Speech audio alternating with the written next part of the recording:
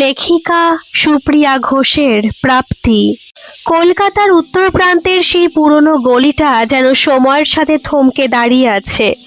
রোয়াকে বসে খবরের কাগজ পড়া বৃদ্ধ, জানালার গ্রিল দিয়ে আসা রোদে বিড়ালের আলসেমি, আর চায়ের দোকানে কেটলির শোষ শব্দ, সব মিলিয়ে এক চেনা ছবি। এই গলির প্রতিটি মোড় বিশুর চেনা। বিশু, ওর পুরো নাম বিশ্বনাথ পাত্র, বছর 25-এর এক যুবক, যার কপালে ঘামের রেখা আর চোখে একরাশ না পাওয়া স্বপ্নের ছায়া। খুব ভোরে যখন শহরটা আড়মোড়া ভাঙে, বিশু তখন লেক মার্কেটের পাইকারি মাছের আড়তে দরদাম সারছে। বরফ দেওয়া ইলিশ, চনমনে জ্যান্ত রুই, কাতলা আর বাগদা চিংড়ির সেই চেনা গন্ধটা ওর নাকে লেগে থাকে সারাটা দিন। সাইকেলের পেছনে বিশাল এক ঝুড়ি, তাতে জল ছিটিয়ে তাজা রাখা মাছগুলো নিয়ে বিশু যখন প্যাডেল করে পাড়ায় ঢোকে, তখন ওর সাইকেলের ঘন্টি যেন গৃহিণীদের অ্যালার্ম ঘড়ি। মাছ নেবেন গো?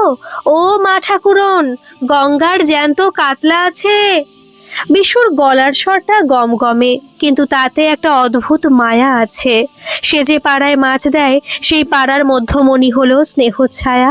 একটু দোতলা পুরনো বাড়ি, বাড়ির সামনে এক ফালি বাগান, যাতে যত্নে লাগানো আছে গন্ধরাজ আর শিউলি। এই বাড়িতেই থাকেন অবিনাশ বাবু আর তার স্ত্রী আরতি দেবী।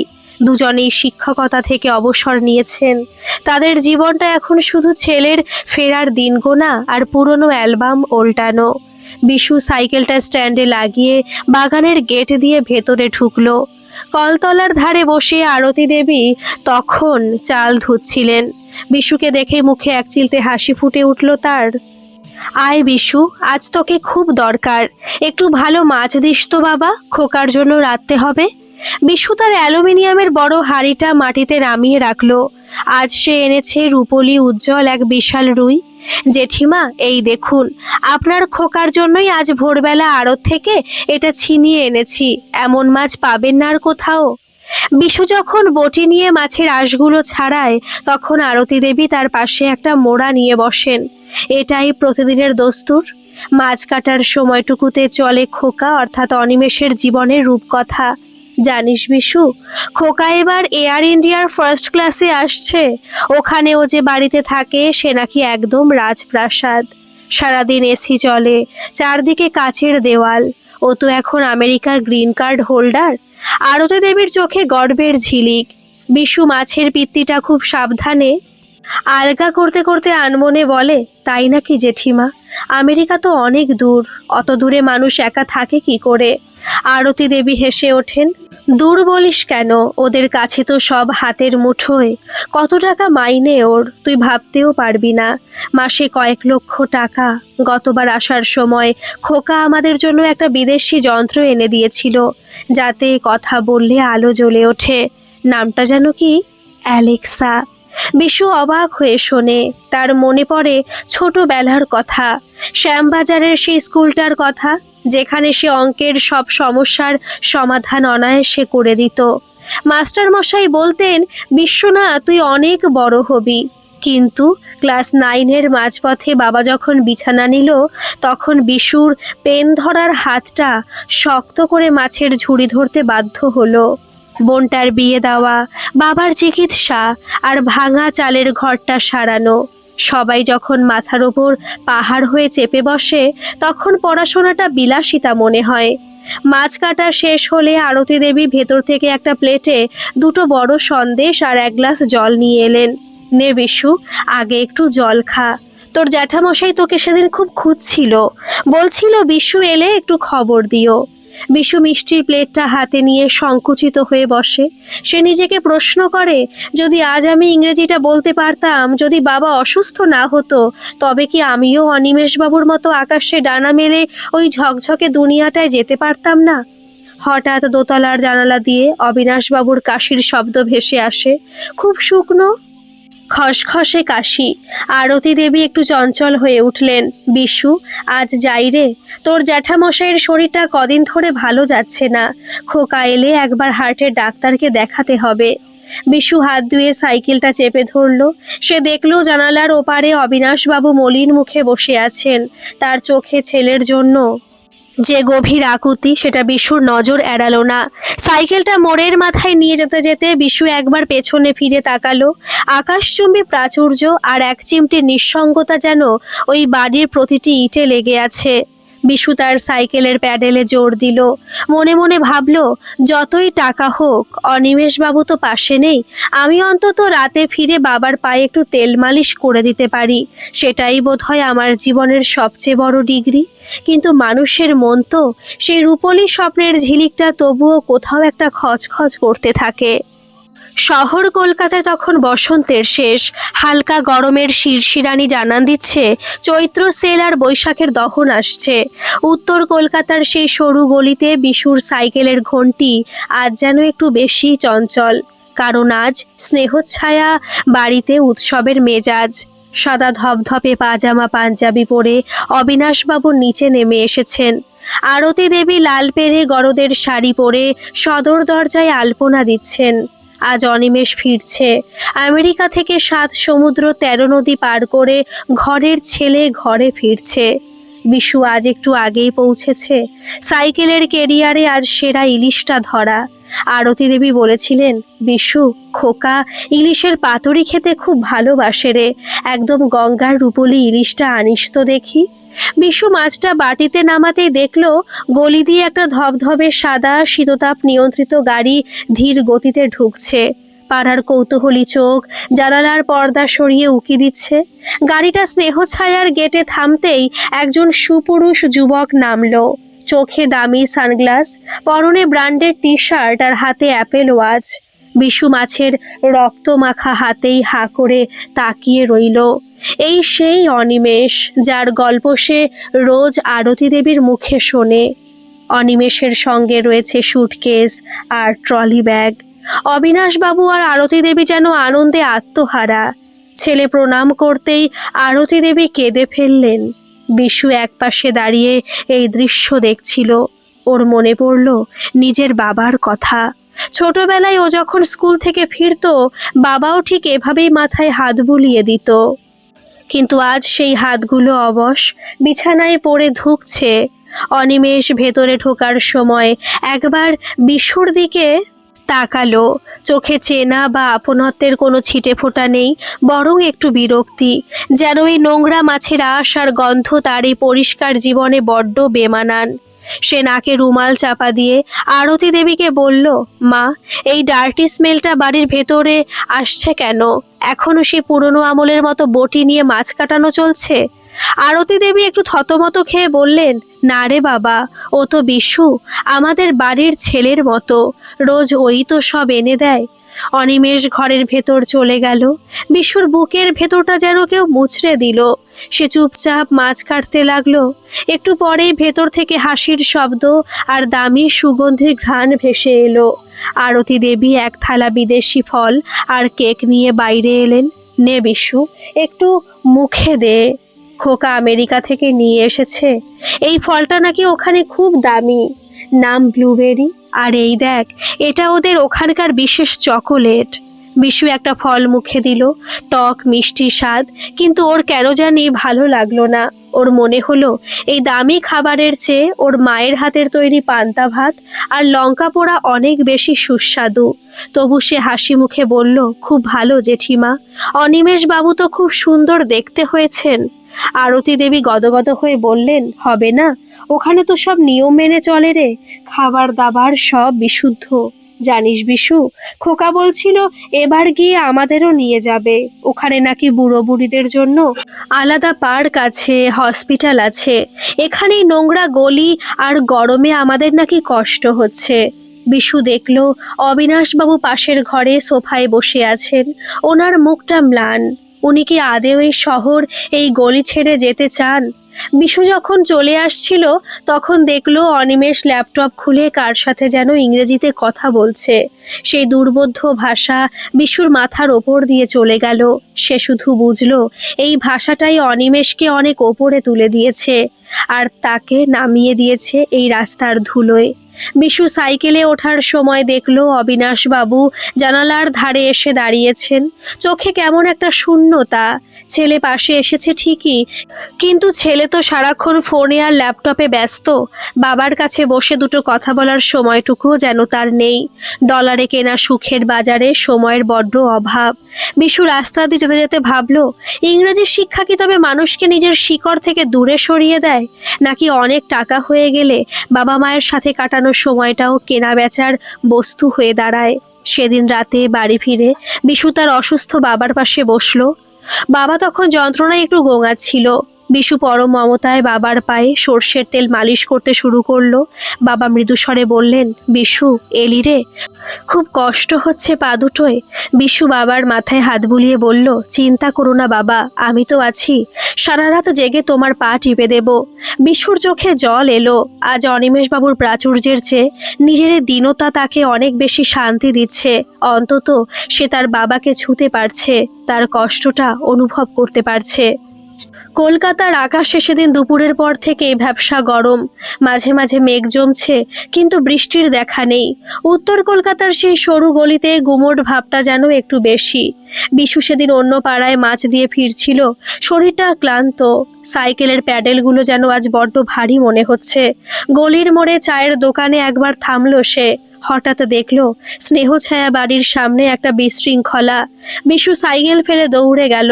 দেখলো আরতি দেবী দরজার সামনে দাঁড়িয়ে হাহাকার করছেন। ওরে বিশু, ওরে বাবা, তোর জ্যাঠামশাই যে কথা বলছে না। শরীরটা কেমন নীল হয়ে যাচ্ছে রে। বিশু এক লাফে ঘরের ভেতর ঢুকলো। দেখলো ইজি চেয়ারে অবিনাশবাবু আতশোয়া হয়ে আছেন। মুখটা হা করা, কপালে বিন্দু বিন্দু ঘাম। বুকের ওপর হাতটা চেপে ধরে গোঙাচ্ছেন তিনি। পাশে দাঁড়িয়ে অনিমেষ, তার এক কানে ব্লুটুথ হেডফোন। সে কারোর সাথে উত্তেজিত হয়ে ইংরেজিতে কথা বলছে। Yes, I am on a conference call, I can't just leave now, my dad is not feeling well, I am calling an ambulance. Bishu অবাক হয়ে দেখলো চোখের সামনে বাবা ছটফট করছেন আর ছেলে ফোনে বিদেশের অফিসের মিটিং সামলাচ্ছে। বিশু আর দেরি করলো না, সে চিৎকার করে বলল, অনিমেষ বাবু, অ্যাম্বুলেন্স আসতে এই গলিতে 1 ঘন্টা সময় নেবে। জ্যাঠামশের অবস্থা খুব খারাপ, আপনি ধরুন, আমি ওনাকে কাঁধে করে ট্যাক্সি স্ট্যান্ড পর্যন্ত নিয়ে যাচ্ছি। অনিমেষ যেন একটু অপ্রস্তুত। সে আমতা আমতা করে বলল, হোয়াট, ট্যাক্সিতে? This is unhygienic and unsafe. Bishu আর কোনো কথা শুনল না। অবিনাশবাবুর শরীরটা পাজাকোলা করে তুলে নিল। যে শক্ত হাতে সে ভোরের আড়তে মাছের গামলা বয়, সেই হাতেই আজ সে ধরল এক জীবনকে। আরতি দেবী আলুথালু বেশে পিছু পিছু ছুটলেন। অনিমেষ তার ল্যাপটপ বন্ধ করে বিরক্ত মুখে গাড়ির চাবি খুঁজছে। রাস্তায় বেরিয়ে বিশু দেখলো কোনো ট্যাক্সি খালি নেই। কলকাতার ব্যস্ত বিকেল, সবাই ঘরে ফেরার তাগাদায়। বিশু তার সাইকেলের ওপর অবিনাশবাবুকে কোনো মতে বসিয়ে এক হাতে ধরে অন্য হাতে সাইকেল ঠেলে দৌড়তে শুরু করলো বড় রাস্তার দিকে। আরতি দেবী কাঁদছেন আর বলছেন, বিশু, আমার মানুষটাকে বাঁচা বাবা। বড় রাস্তায় আসতেই একটা হলুদ ট্যাক্সি থামালো বিশু। ওস্তাদ, হার্ট অ্যাটাক, তাড়াতাড়ি আরজিকর হসপিটাল চলো। ট্যাক্সি ড্রাইভারও অবস্থা বুঝে স্পিড বাড়ালো। হাসপাতালে পৌঁছানোর পর শুরু হলো আসল লড়াই। এমার্জেন্সি ওয়ার্ডে তখন তিল ধারণের জায়গা নেই, স্ট্রেচার পাওয়া যাচ্ছে না। বিশু আবার সেই শক্তি প্রয়োগ করলো। ভিড় ঠেলে সে অবিনাশবাবুকে সোজা ভেতরে নিয়ে গেল। ডাক্তারবাবু দেখেই বললেন, দৌড় হয়ে গেছে অনেক, তাড়াতাড়ি অক্সিজেন দিন। মিনিট 15 পর অনিমেষ পৌঁছালো তার সেই সাদা দামি এসি গাড়ি নিয়ে। তার পরনে এখনো সে বিলেতি সুগন্ধি, কিন্তু মুখটা ফ্যাকাশে। সে এসে নার্সকে ইংরেজিতে ধমকাতে লাগলো, I want a private cabin, money is not an issue, call the best heart specialist. Nurse বিরক্ত হয়ে উত্তর দিল, আগে রোগীকে স্টেবল হতে দিন স্যার, এখানে টাকা নয়, সময়টাই আসল। বিশু এক কোণে চুপ করে দাঁড়িয়ে ঘাম মুছছিল। ওর ময়লা গেঞ্জিটা অবিনাশবাবুর শরীরের ঘাম আর চোখের জলে ভিজে গেছে। আরতি দেবী বিশুর হাতটা ধরে কাঁপছেন। একটু পরে ডাক্তার বেরিয়ে এলেন। আপনারা খুব ঠিক সময়ে নিয়ে এসেছেন, আর 10 মিনিট দেরি হলে ম্যাসিভ হার্ট অ্যাটাক হয়ে যেত। এখন উনি বিপদমুক্ত, তবে কড়া অবজারভেশনে রাখতে হবে। অনিমেষ স্বস্তির নিঃশ্বাস ফেলে ফোন বের করলো। বোধহয় আমেরিকায় ওর বসকে জানাতে চাইলো যে ও আবার মিটিংয়ে জয়েন করতে পারবে। আরতি দেবী ধপ করে একটা বেঞ্চে বসে পড়লেন। তিনি অনিমেষের দিকে না তাকিয়ে বিশুর দিকে তাকালেন। বিশু, তুই না থাকলে আজ আমি বিধবা হতাম রে। আরতি দেবীর গলা বুঝে এলো। বিশু মাথা নিচু করে বলল, জেঠিমা, ও সব বলবেন না। জ্যাঠামশাই তো আমার বাবার মতো। আমার বাবার যখন শরীর খারাপ হয় আমি তো এভাবেই নিয়ে যাই। পড়াশোনা শিখিনি বলে সাহেব হতে পারিনি, কিন্তু মা বাবার শরীর বুঝলে শরীরটা আমার কেমন জানি শিরশির করে ওঠে। অনিমেষ এক কোণ থেকে কথাগুলো শুনছিল। তার দামি ফোন, দামি চাকরি আর বিলেতি বিলাসিতা যেন এই অশিক্ষিত মাছওয়ালার মানবিকতার কাছে খুব ছোট হয়ে গেল।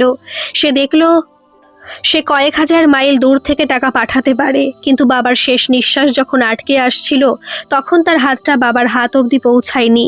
পৌঁছেছে বিশুর সেই মাছের গন্ধওয়ালা রুক্ষ হাতটা। রাত বাড়ল। হাসপাতালের করিডোরে সাদা আলোর নিচে দাঁড়িয়ে বিশু দেখল অনিমেষ বাইরে গিয়ে আবার কার সাথে যেন কথা বলছে।